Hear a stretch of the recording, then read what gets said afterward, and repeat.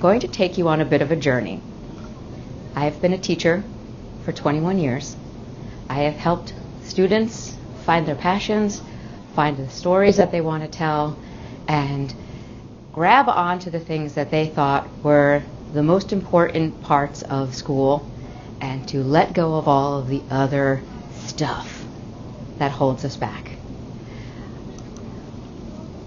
What I'm asking you to do is follow along with me on the time that I was taught or reminded of one of the most important lessons I ever learned from my students.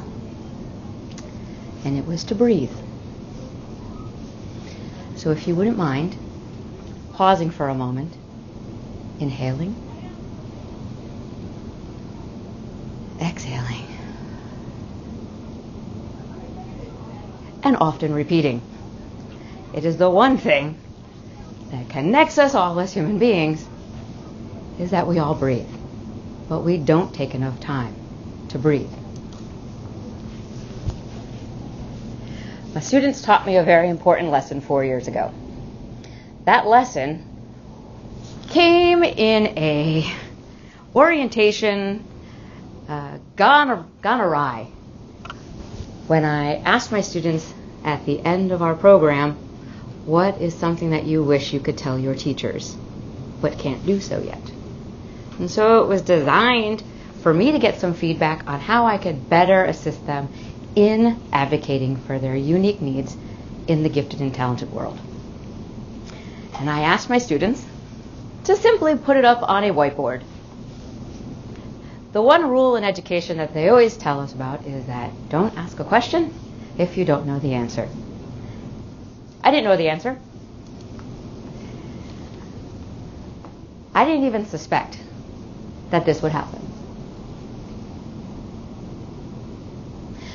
My board was filled with messages from my students that at any other point in my teaching career I might not yet have been ready to listen to.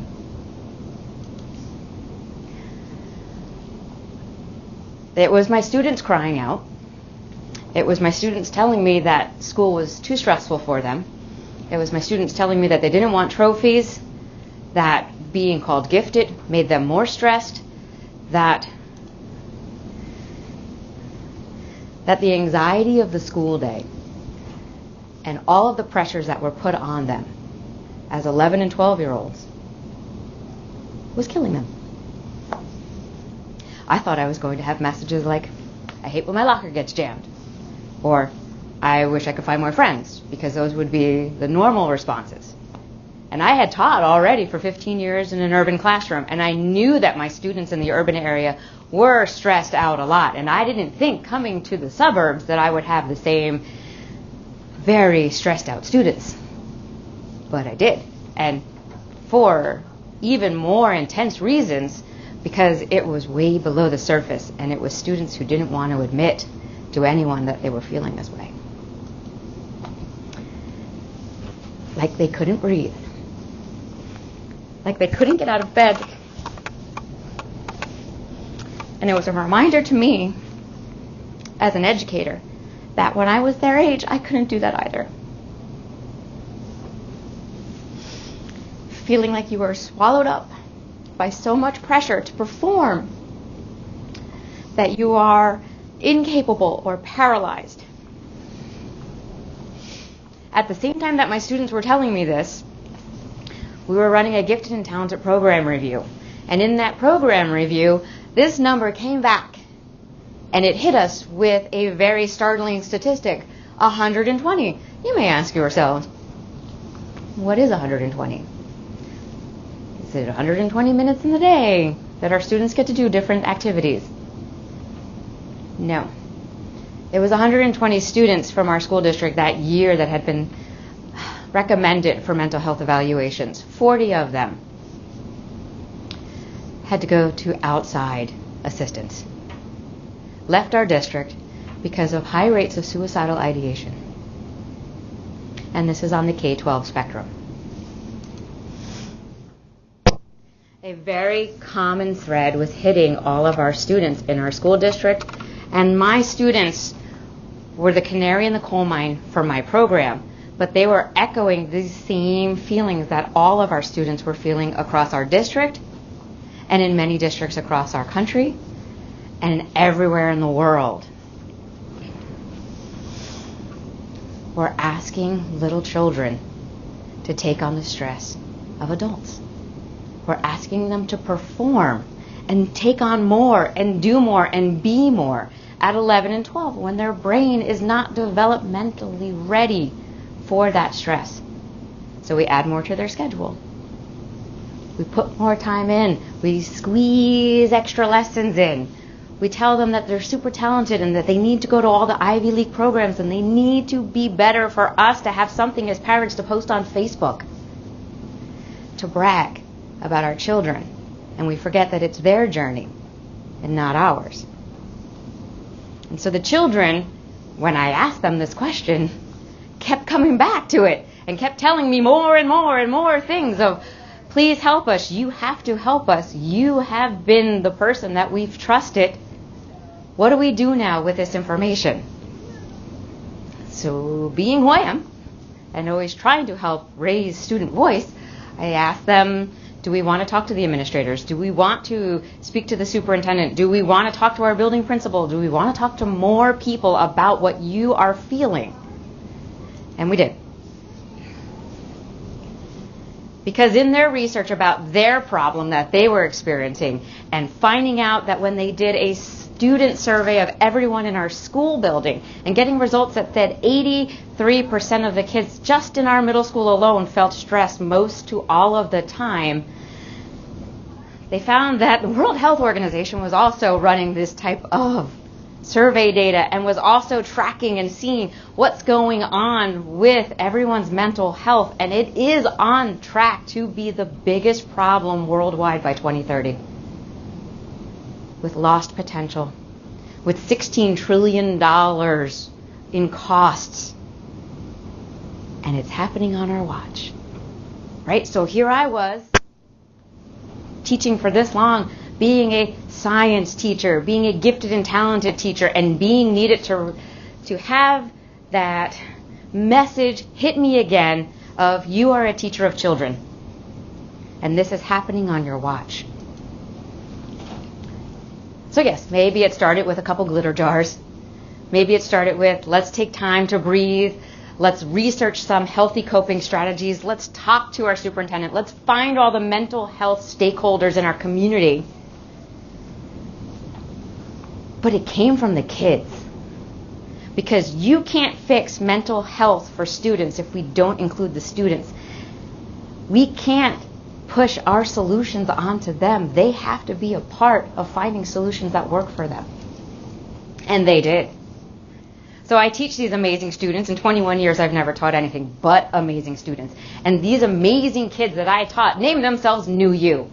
And they had NU with the umlauts on it because the U with the umlauts looked like a smiley face. And so that smiley face to them was, there was this hope that if they could convince other people to make some change, they could be smiling both on the outside and on the inside. And they wrote a curriculum, and they tested it. And because they're gifted students, they found all the research to support it. They connected with Dr. Avo, a pediatrician who practices mindfulness himself in Canada, but has also written extensively about it and has designed programs that have been successful. And they've spoken with him.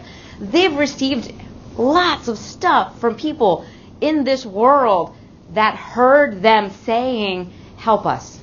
Just help us. We're going to help you figure this out too, but help us help ourselves.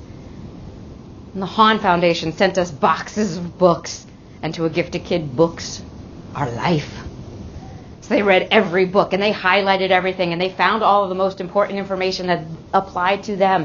And they created a program where therapy dogs came in, and we learned how to help our friends when it felt like they were at the end of their rope. They taught other kids about being in a fog, about being on autopilot, and about why it was so important to stop just going through the motions and to actually enjoy being 12 in all of its quirks and weirdness, to get off of autopilot and to just be in that moment. They didn't just teach it to students. They did not just create a website where anybody in the world could go and learn from them with the whiteboards in their basement teaching people about the brain. But they taught parents in our school district. They taught teachers in our school district. They traveled to Stanford with a district group to have their voices heard at Palo Alto so that they could say, what are you doing? You're feeling the same level of stress as us. How do we change this? Student to student. They created materials that went out on the internet and were sent out by educational experts. The students, not the teachers, not the adults, but the kids changing the landscape. Again, many, many therapy dogs have become a part of my classroom. And I will openly admit that I do love having a dog in the room, but there is nothing better than having a middle schooler get licked all up on the face and change the way that that day is going for a kid. They helped create a wellness room in our school with student council, working with our PTSA, working with buildings and facilities to change it so that there was a spot where kids could go to just take 5 minutes to use a healthy coping strategy. Because, let's be frank, Weight Watchers wouldn't exist if we all had healthy coping strategies. There's plenty of organizations that benefit from us not knowing what strategies to use. What better time than when children are in school than to empower them with healthy coping strategies? So their message has gone from beyond our school and beyond our district to all teachers in New Jersey at different conferences within the educational world, having their voices heard at the School Board Association, having their voices heard at the New Jersey Educational Association, speaking directly with the Commissioner of Education and saying things have to change, schools have to change, they have to be places where our mental health is considered above all things, that Maslow must come before Bloom. They actually spent an afternoon with the Department of Education. Very bureaucratic place. Walking them through an autopilot activity. Telling their story of, I was not in a good place. And I needed to get that off my chest. And I needed to teach others that you're not alone. So the next time you have a piece of chocolate and you go for your coping strategy, I want you to remember this, that you have to listen to the chocolate, that you have to smell the chocolate, that you should spend some time observing your chocolate and make it that it's in that moment the only thing you are connecting with, to be mindful in that moment. Because what the students have taught us all here in our school and around the world is that life happens so fast that we have to enjoy every single moment and not worry about what's getting in the way of the next big thing, but to just be in that moment. Because their voices have been heard so much and so loudly by every group out there, they've created a curriculum with Beluga, where they, as students, have been brought in as the experts to teach others about their journey and about the brain and about mindfulness. And I know that my students are telling me time's up.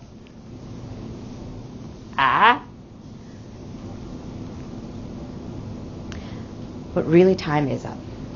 Because by 2030, we know that this will be the biggest issue to face education. These babies can either be empowered or disregarded on our watch. We can take the time to embed healthy coping strategies for them. We can listen to them. we can show them that we know that there is hope too. While we inhale, exhale, and repeat. Thank you.